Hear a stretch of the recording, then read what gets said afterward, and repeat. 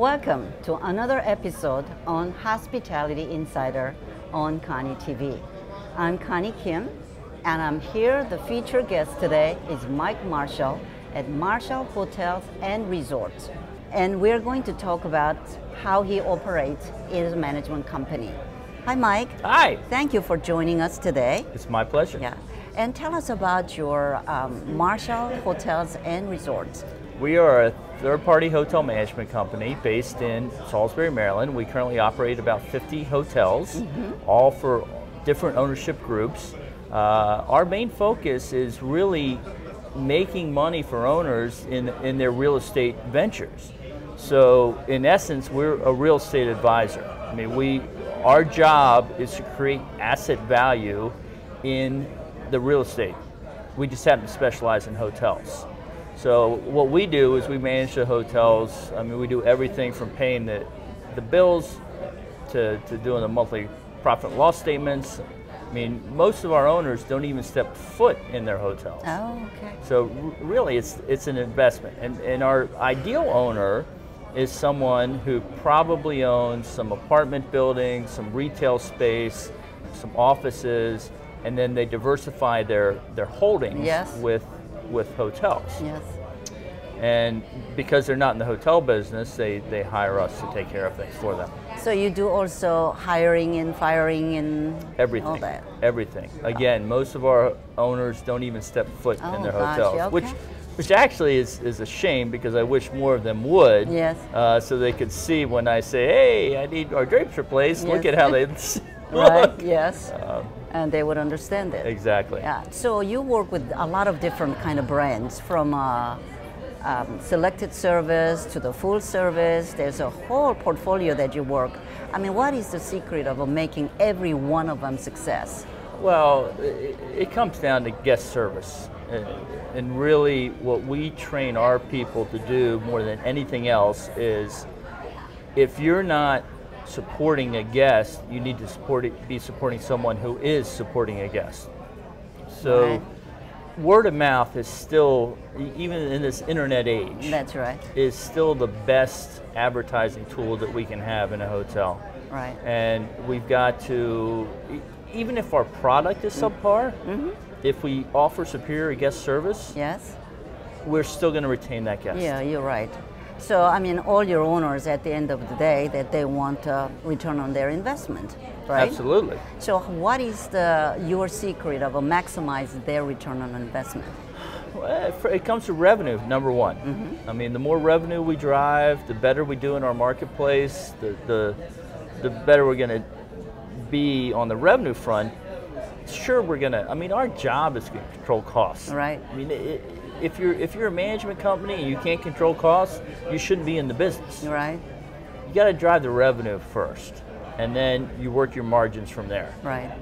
Bottom line is the bottom line. It's how much money you have at the end of the day, which is what's going to value that piece of real estate for the owner. All right.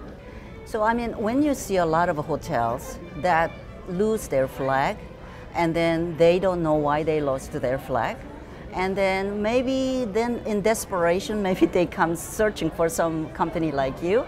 So can you elaborate a little bit about how you can help them? I can, but it's very difficult. Once you lose your flag, you're guaranteed to lose probably 30% of your revenue. Wow. Because that's what's being driven by the flag to begin with. Yes.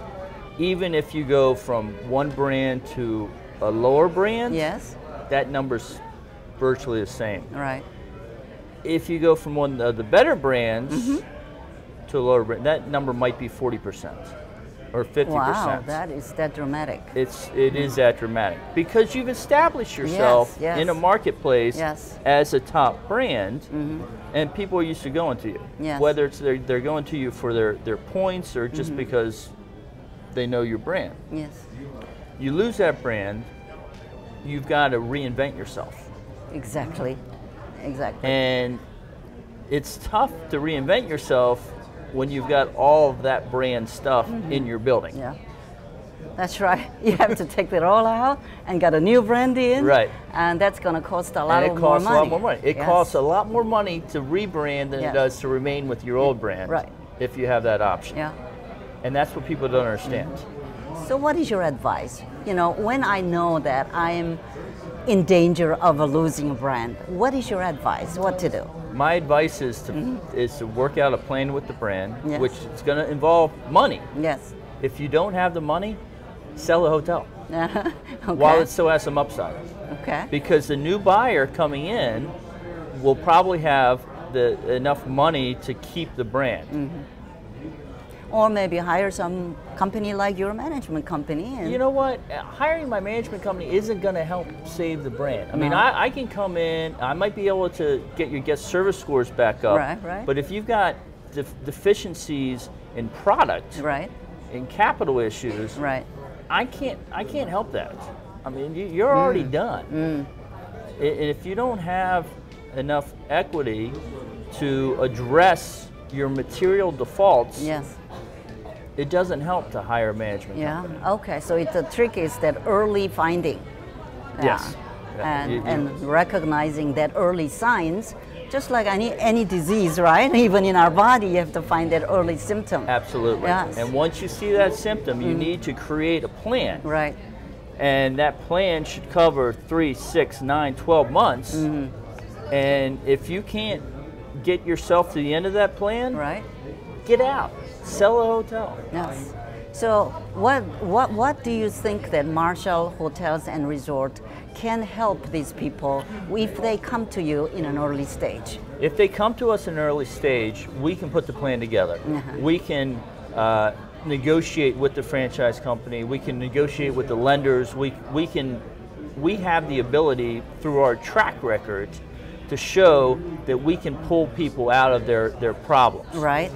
In saying that, if it's a capital infusion that you need, that the hotel needs, if the capital's not there, then it doesn't matter if you come to us or not. I mean, Okay, well, hold that thought. okay. When we come back, we're going to talk about what he's doing today to help a lot of different hotels for their management. Don't go away. I'm Scott Divert, and I work for Carlson Residor Hotel Group, and you're watching. You're watching. Thank you for watching Koni TV. Koni TV. Koni TV. Koni TV. The first ever internet TV station designed specifically for the hospitality industry. KoniTV.tv.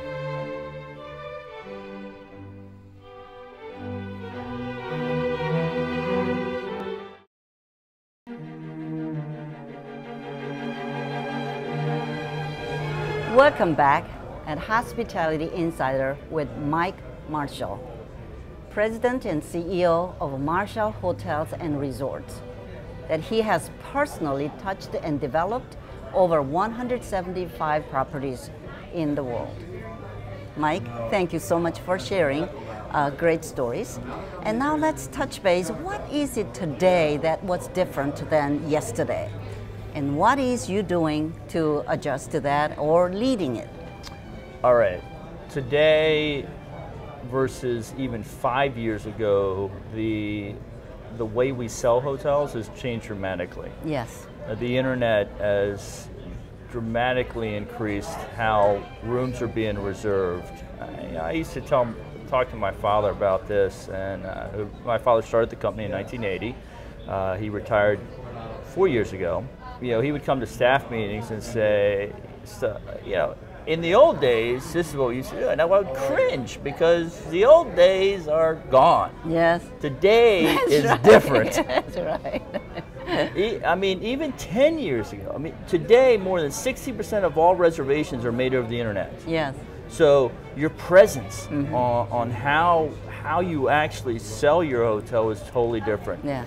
We still need boots on the street. We still need to make those sales calls. Yes. We still need to go out and talk to people. Yes. But for those people that are making the one-off decision about whether to stay at your hotel or not, because they're coming to your town, Yes.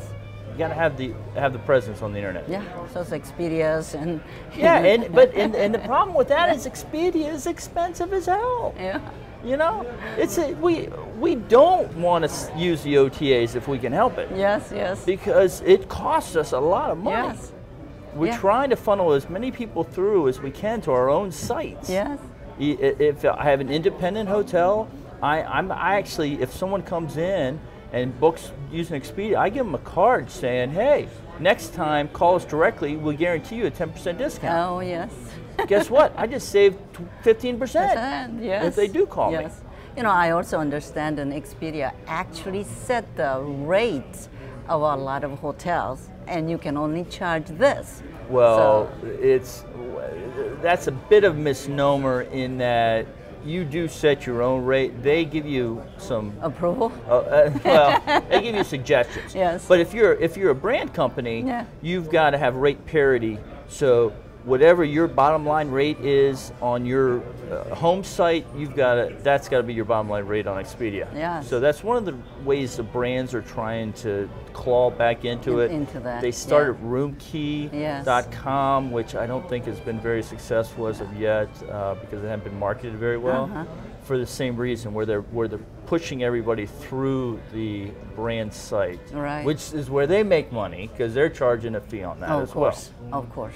Everybody gets a little piece of something. Yeah. So Mike, you've been in this industry and been very successful. And so I understand you started the hotel business when you're very young. So I did. tell us a little bit about history, about how you personally got involved. Well, like I said, my father started our company in 1980, but in, I guess 1978, I started as a dishwasher at the Holiday Inn in Salisbury, Maryland, where he was, that was 1980 as well. So, yeah, I started as a dishwasher in the hotel business, and I worked every conceivable job throughout high school and through college, and summers in college.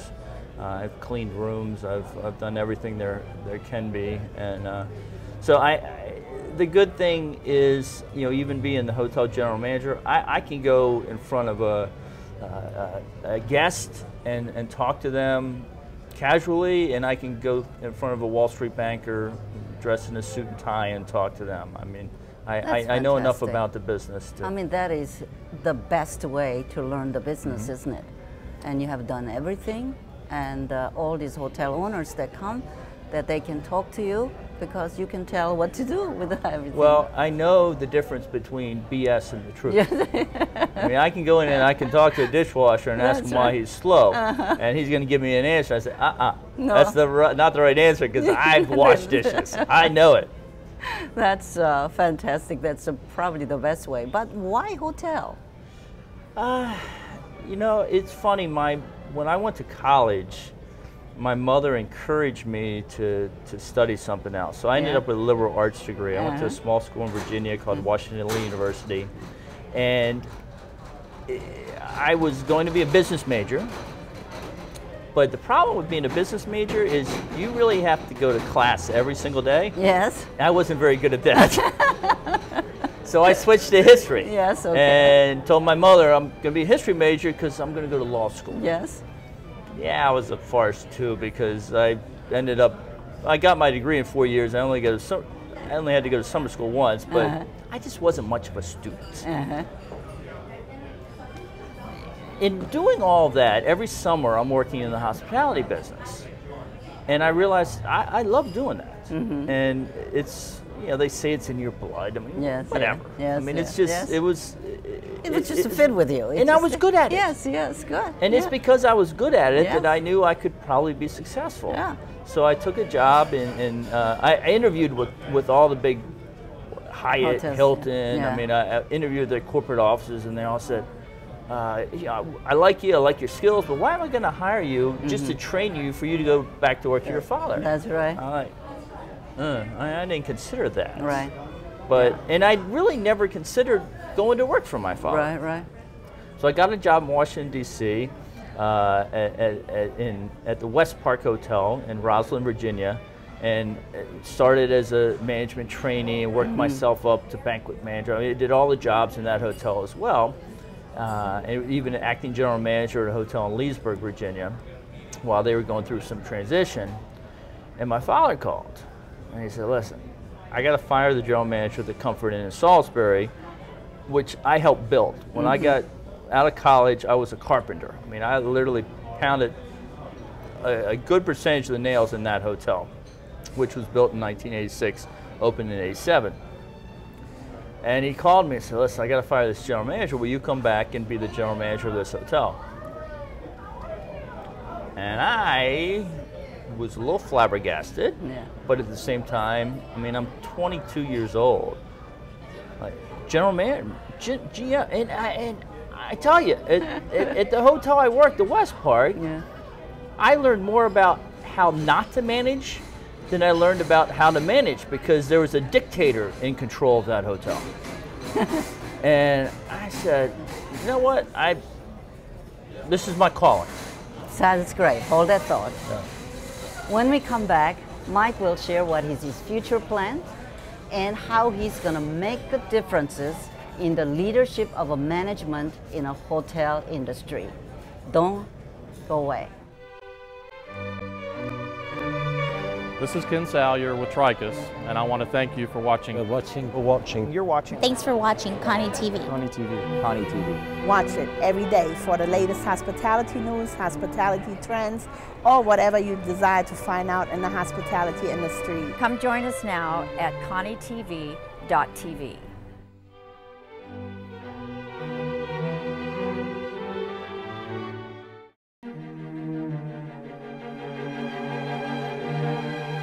Welcome back to Hospitality Insider with Mike Marshall, CEO and President of Marshal Hotels and Resorts, and many, many awards from TripAdvisor and others for the excellency.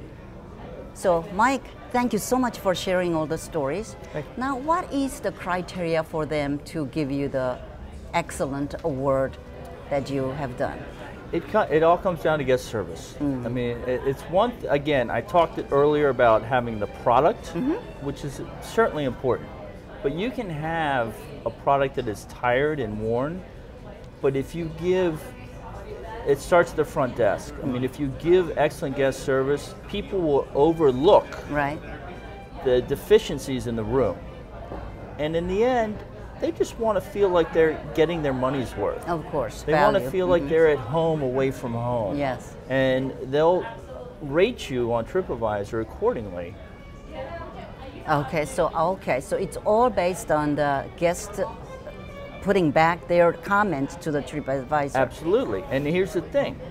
If they have a bad experience, they're going to tell you. If they have a mediocre experience, they're not going to tell you. If they have an excellent experience, they'll post something. I mean, I have an issue with TripAdvisor in and of itself, in that you get a lot of posts that probably are not warranted. They might be from a disgruntled ex-employee. Yes. But certainly it's something that we have to recognize. Right. It's very, very important that you respond to every post. Yes. It's a selling opportunity. And even if it's a bad review, use it as a selling opportunity to let people know that are viewing it that you care. So it's something that we focus on, and that helps our ratings go higher. Yeah, it really is become very important, because even myself, when I go through, if there's a 5-star, I have attention to check that out. So I mean, the technology just becomes so important. Absolutely. So now, with all this changing world, every day is different. What are you doing different that is what in the future than what you are going to do today? Well, number one, I think we are more focused on technology than ever. Yes. We are, again, we're responding to every, I mean, it's just not TripAdvisor, it's Google, it's Yahoo. I mean, everybody has their own rating system and their own ability to get comments. So we focus on those, but we spend more time focusing on what they write about and what we can address and how we can fix things. And you can't be reactive. That's right. You've got to be proactive. You got to think ahead. You got to. When people ask me a question, except for you, I mean, usually I take a little longer to answer, because I'm thinking, okay, if I answer this way, how's it going to affect 2 years from now or 5 years from now? That's right. So we're always thinking ahead in our business anyway, and how we can best help our employees and help our owners be successful. Yeah. So now I understand this millennial generation that is tech savvy, that's coming in with all kinds of gadgets in every hotel, and then they want their personal experience. So how can we put all that together and then get them spend money in your hotels that you manage? I still don't have the answer to that. Yeah. However, I know it's not just adding more gadgets to the rooms. Right. It's, to me, what they're looking for is more of an experience. Yes. And you know what Hampton, what Courtyard's done with their lobbies by trying to focus more people into the out of the room into the lobby. I think that might be a start. Right. But I also know I've got a daughter who's graduating from Notre Dame this year. She fits in that, you know, she's in the workforce now. That's she's right. interning. That's right. She loves to stay at certain brands because they're clean and white, and they have. And she does. She's a girl. I mean, she's going to stay in her room. Yes. She's not going to venture down to the lobby. Right. So, as I say, I don't know the answer. I think it's a combination of things because I think gender makes a difference too. Yes. Yeah. So, what is your biggest challenge? What is that? What is your biggest challenge? Our biggest challenge right now? Our biggest challenge is making money. Yes. Even though we've got the ability, we got the box, we got the guest service, our biggest challenge is making money. Yeah. Which means you have to raise the rates. Right, you know. which means you're going to have people that can't afford to stay in your hotel. Yes. I mean, it's a combination of comedy of errors. So let's talk about a little bit about sustainability. Now it is become a mandate and it's a habit. So how do you handle that? That is a brand-specific issue more than anything, and it goes back to my last comment on making money. Right. Very difficult to be sustainable and make money at the same time, and that's something that we're learning and addressing, and I don't have a clear answer to that yet. Yes. Yeah, it is becoming though a lot of awareness. A lot of people. There's a lot of awareness, but you know what? Are those people spending money in hotel rooms? That I don't know. Yeah. Okay. The people that are spending money in hotel rooms, your traveling business people, the people that have to go, they're looking for rate, they're looking for location, they're looking for their best guest experience. You're right. I personally think that less than 5% of all travelers, probably less than 2% of all travelers will select a hotel based on their sustainability practices. Okay, that is a good observation. But now I would like you to share some of your wisdom. If somebody out there looking at you, oh my God, this guy started in washing dishes in the hotel, now he's a CEO of the big company and very successful, managing over 50 hotels or more. And what is your advice for them, your wisdom? What can you tell them? My wisdom. Now, being very successful is an anomaly. I'm just slightly successful. Yeah, well, success is mind over how we see it, right? Yeah. You know, it is a job that you've got to love. You've got to be in tune with human nature. Yes. You've got to be in tune with the human spirit.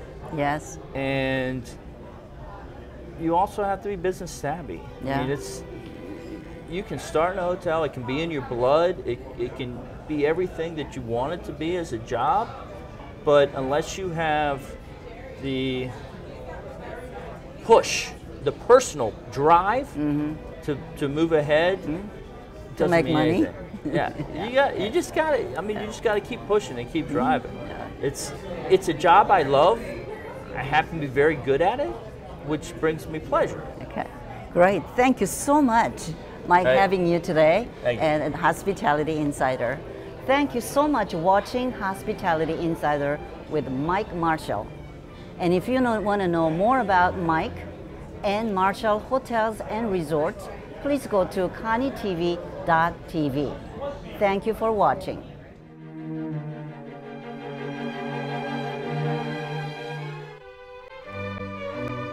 Hello, I'm Vanessa Cinders, Senior Vice President for Government Affairs at American Hotel and Lodging Association, and you're watching. And you're watching. And you're watching. And you're watching. You're watching Koni TV. Koni TV. Koni TV. KoniTV.tv. Koni TV is the hospitality TV company, and we're very excited to be part of Koni TV.